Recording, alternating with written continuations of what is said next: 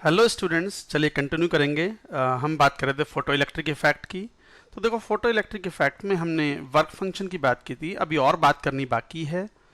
और आइंस्टीन्स की जो फोटो इलेक्ट्रिक इक्वेशन थी वो कुछ ऐसी थी, K E max is equal to h nu minus W, where W is the work function. ये इक्वेशन है। It is a kind of law of conservation of energy through which we got it. H nu is the energy of the photon which is given to the electron. Electron uses some of the energy to come out from the metal, and that energy is called work function, and remaining energy is reflected in the form of kinetic energy of the photoelectron. So this is the kinetic energy of photoelectron which is equal to H nu minus W. अब ये work function define कैसे करें हम? Threshold frequency से link करेंगे इसको। कैसे? What is work function? The minimum energy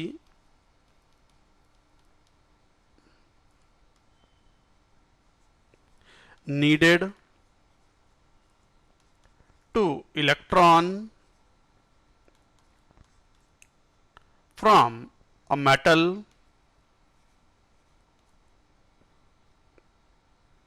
the minimum energy needed to electron from the metal with the zero kinetic energy is called work function.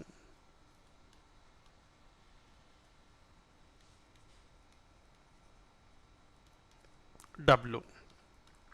तो minimum energy needed to remove or to needed to remove the electron, यहाँ remove लिखो। The minimum energy needed to remove the electron from a metal with zero kinetic energy is called work function. तो एक तरीके से यहां से अगर हम इस बात को कहें कि जीरो काइनेटिक एनर्जी,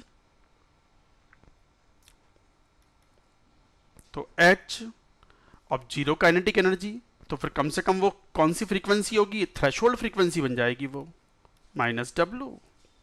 तो minimum energy needed to remove the electron from metal with zero kinetic energy is called work function. तभी तो फोटो इलेक्ट्रिक इफेक्ट जब एब्जॉर्ब होगा जब थ्रेशोल्ड फ्रीक्वेंसी होगी। यही डेफिनेशन थ्रेशोल्ड फ्रीक्वेंसी की भी है। तो W, यहां से W की वैल्यू कितनी आ गई? H upon W is equal to H nu naught, या फिर H C upon lambda not.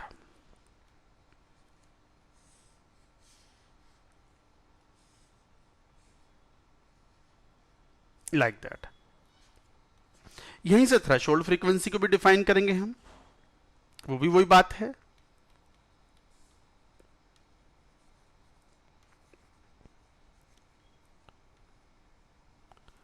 New not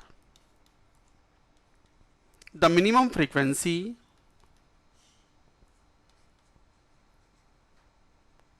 of incident light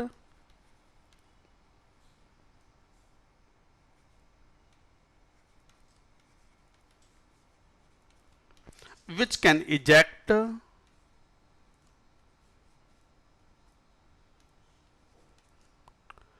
photoelectron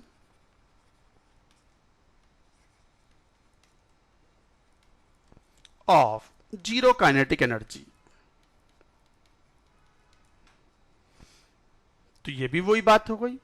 यहां से भी कहेंगे जीरो काइनेटिक एनर्जी, तो इस बात को हम यूं भी कह सकते हैं कि काइनेटिक एनर्जी जीरो हो गई।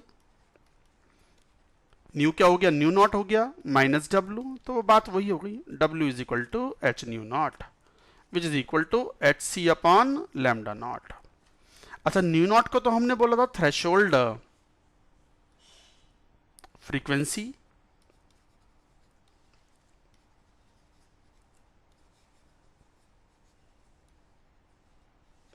बट लैम्डा नॉट को क्या बोलेंगे फिर? Threshold wavelength.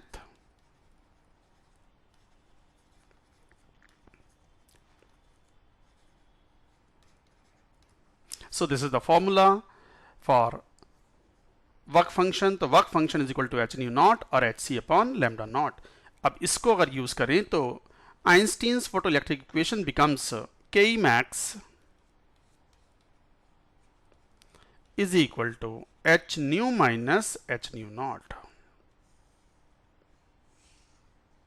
वो एक ही बात है, where W is equal to h nu naught or hc upon lambda naught. So like that we have to remember. आप यहां पर एक पॉइंट और इंपॉर्टेंट लिखेंगे, इंपॉर्टेंट करके। इस पॉइंट पर हमने पहले भी बात की थी कि जब कैपेबल लाइट स्ट्राइक करती है मेटल सरफेस से, अगर 100 फोटॉन्स स्ट्राइक कर रहे हैं तो 100 photo electrons need not come out, lesser number will come out, because some of the photons which strike the metal surface, they give up their energy to the electron. While the electron is come out, it may collide with the other atoms and may lose the kinetic energy partially or fully, may come out or may not come out. हो सकता है बाहर ही ना आए, हो सकता है आ जाए तो विद जीरो काइनेटिक एनर्जी, हो सकता है आ जाए with the maximum kinetic energy, हो सकता है आए with the kinetic energy value may be more than zero but less than के मैक्स। तो इसका मतलब मैं स्टेटमेंट क्या लिखूं? This is commonly asked in objective questions. तो लिखेंगे kinetic energy of photo electron from a metal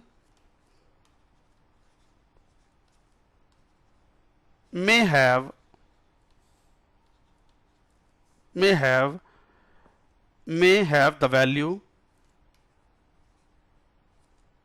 0 to Ke max। अगर कोई फोटो इलेक्ट्रॉन मेटल सरफेस से बाहर आया तो इट्स काइनेटिक एनर्जी में be zero, may be little more than zero, और at the maximum it may be Ke max। So it is not that if the photoelectron is coming out, it will always come out with a Ke max. No, it may come out in the kinetic energy range 0 to Ke max. So that you should remember, because when electron gains the energy from the photon, it gets excited, it is coming out. While coming out, it may collide with the other atoms, metal atoms, and may lose the kinetic energy partially or fully. तो वो अपनी kinetic energy partially or fully lose कर सकता है, and therefore it may not come out. If it comes out, may come out with the range of the kinetic energy 0 to Ke max. So I hope you have understood the point. थोड़ा सा tricky है but कोई बात नहीं, आप थोड़ा समय देंगे तो you will understand. तो ये थे कॉन्सेप्ट ऑफ फोटोइलेक्ट्रिक इफेक्ट। यहीं पर एक टर्म और डिफाइन करेंगे, स्टॉपिंग पोटेंशियल।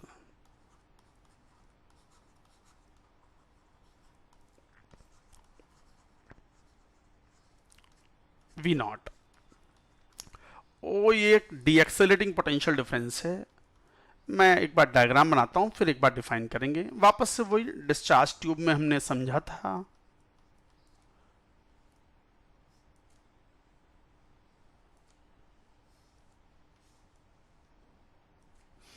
ये इजेक्टिंग प्लेट है, ये रिसीवर प्लेट है। Photon striking like this and nu is greater than nu naught.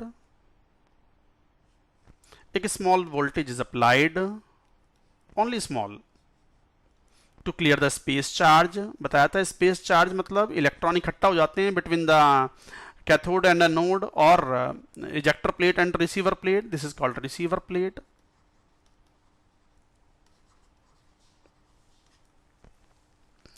आपने ये पॉइंट ऐसे शो किया था और फोटो इलेक्ट्रॉन्स इजेक्ट आउट हुए इस टाइप से। ये की है, we can close, and accordingly electrons were coming like this, and opposite to the movement of the electrons the current flow is observed. This current was photo electric current या photo current. अब देखो हम क्या बात कर रहे हैं। आप कह रहे थे कि कैपेबल लाइट स्ट्राइक करती है, मेटल से इलेक्ट्रॉन्स इजेक्ट आउट होते हैं। स्पेस चार्ज क्लियर करने के लिए या बीच में जो इलेक्ट्रॉन्स हैं इकट्ठे ना हों, उनको क्लियर करने के लिए, उनको वहां तक पहुंचाने के लिए, रिसीवर प्लेट तक पहुंचाने के लिए a small potential difference can be applied, that is a variable voltage, ताकि करंट फ्लो हो सके। Fine, clear. अब हम उल्टी बात कर रहे हैं। आप बैटरी की पोलैरिटी चेंज कर दो, ऐसे कर दो। इसको प्लस कर दो, इसको माइनस कर दो, और वेरिएबल है ये। तो अब ये रिसीवर प्लेट क्या हो गई? रिसीवर प्लेट अब ये पॉजिटिव की जगह क्या हो गई? नेगेटिव। ये हो गई positive. Opposite electric field will be developed for the electrons. तो now electrons will be repelled to reach to the receiver plate. मान लो अभी हमने ये वेरिएबल वोल्टेज है 0 वोल्टेज लगाया, तो ठीक है, इलेक्ट्रॉन्स पहुंच रहे हैं। बट जैसे जैसे नॉब घुमाएंगे, जैसे जैसे हम डी एक्सेलरेटिंग पोटेंशियल डिफरेंस, ये कौन सा पोटेंशियल डिफरेंस लगा रहे हैं इस बार? हम डी एक्सेलरेटिंग पोटेंशियल डिफरेंस। इस बार रिसीवर प्लेट को नेगेटिव कर दिया हमने रिवर्स पोलैरिटी का वोल्टेज लगा करके। तो बैटरी इज कनेक्टेड,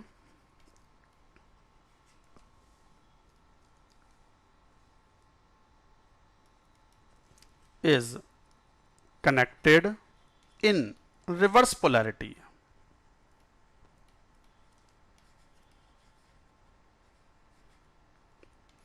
बैटरी को रिवर्स पोलैरिटी में लगा दिया and receiver plate is made negative. तो what will happen? Now voltage is increased, receiver plate become more and more negative, electric field strength बढ़ जाती है इन द अपोजिट डायरेक्शन।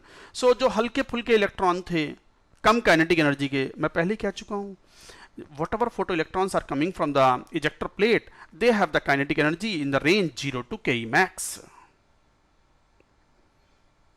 तो बहुत कम काइनेटिक एनर्जी वाले भी हैं, थोड़े ज़्यादा वाले भी हैं, और Ke max वाले भी हैं। तो जब आप रिवर्स पोलैरिटी की बैटरी अप्लाई करते हो और वोल्टेज बढ़ाते हो, तो plate receiver plate becomes more and more negative. So some of the electrons with the low kinetic energy will not be able to reach it, and current will be reduced. Photocurrent reduces. और voltage बढ़ाओ, photocurrent reduces. At a certain value of this voltage of the reverse polarity, which is called deaccelerating potential difference, current becomes zero. That means you have stopped the kinetic energy, you have stopped the electrons of the maximum kinetic energy. See, the value of the voltage of reverse polarity, that means deaccelerating voltage, at which the photocurrent becomes zero, and even the highest kinetic energy photoelectron is not able to reach to the receiver plate, is called stopping voltage और stopping potential. नाम से मालूम पड़ रहा है stop कर दिया, नाम से मालूम पड़ रहा है stop कर दिया आपने। किसको stop कर दिया? Of photoelectron of highest kinetic energy. तो फिर डिफाइन करेंगे इसको। तो stopping potential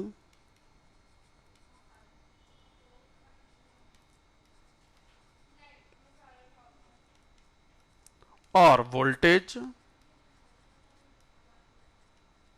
stopping potential or stopping voltage is the deaccelerating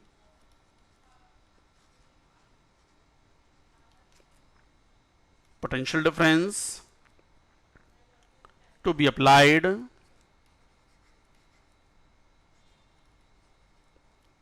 so that the photoelectrons with maximum kinetic energy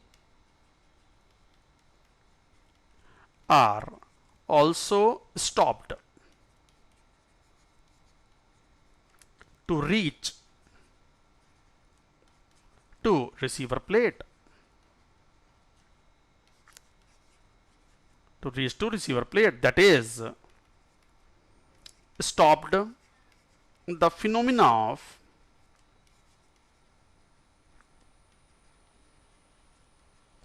of photoelectric effect.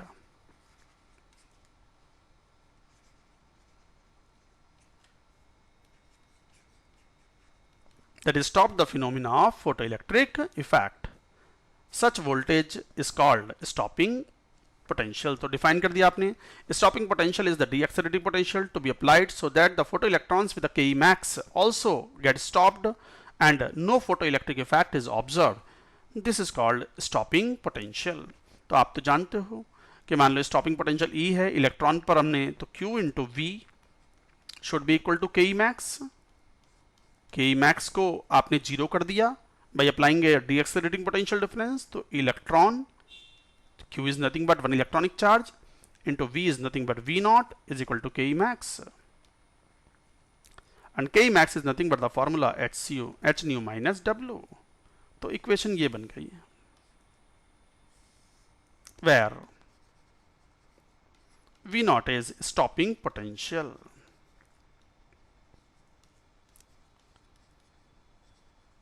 So V naught is a stopping potential. So from here, if required, we can find out the value of V naught.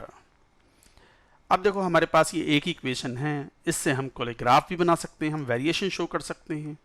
तो एक graph तो जैसे ये हो, graph थोड़ा उतना बढ़िया बन नहीं पाते हैं, फिर भी I will try my best to make you understand the graph.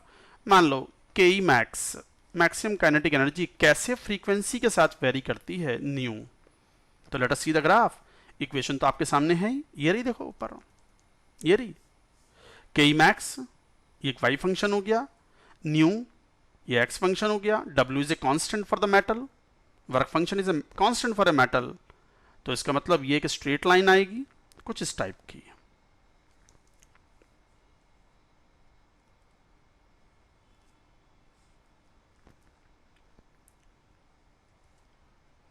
This is straight line.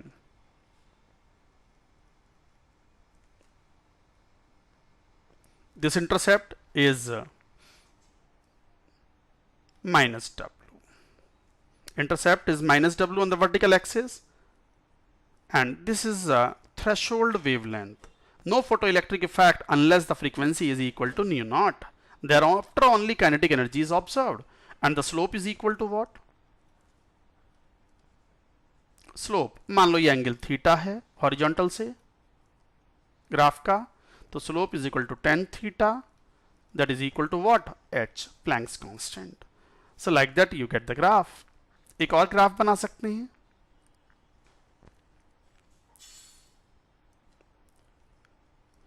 जैसे photo current with photon flux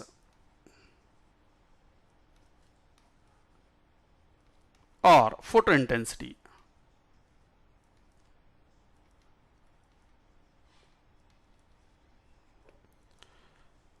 जैसे जैसे फोटोन फ्लक्स बढ़ाते हो तो फोटो करंट लीनियरली इंक्रीजेस। ये बात हम कह चुके हैं ऑब्जर्वेशन में।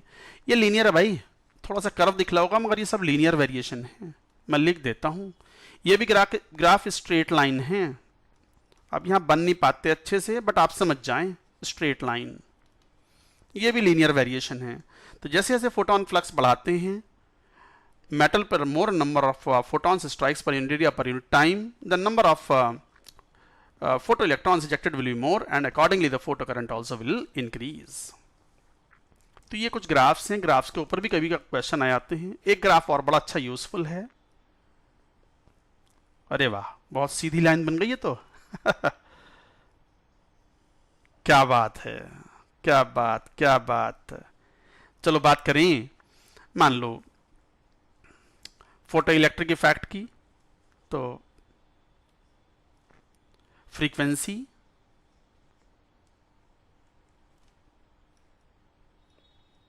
न्यू के साथ, तो ग्राफ कुछ ऐसे आएंगे, स्ट्रेट लाइन में। This is new not, intensity change करो तो like that photo current will change. मान लो ये इंटेंसिटी, इंटेंसिटी मतलब फोटो इंटेंसिटी I1, ये I2 और ये इंटेंसिटी I3 वाली यूज की हमने। तो अकॉर्डिंगली एट थ्रेशोल्ड फ्रीक्वेंसी, इस ग्राफ को मैं एक बार देख लेता हूं। This is photo electric current का ग्राफ है ये, फोटो करंट I। तो current is more when the intensity is more, current is more when the intensity is more, and photo electric effect observe भी होना शुरू जब हुआ, जब फ्रीक्वेंसी बढ़ गई। और फ्रीक्वेंसी बढ़ाएं तो फोटो करंट पर कोई प्रभाव नहीं पड़ रहा है। आप कितनी भी फ्रीक्वेंसी बढ़ा लो, if the intensity is fixed then photo current is fixed. So photo current does not depend on frequency. Of course, it depends, at least minimum frequency should be there to show the photoelectric effect. But as such, if the frequency of the incident light is more than nu naught, then further increase in the frequency does not increase the photo current. That depends on intensity.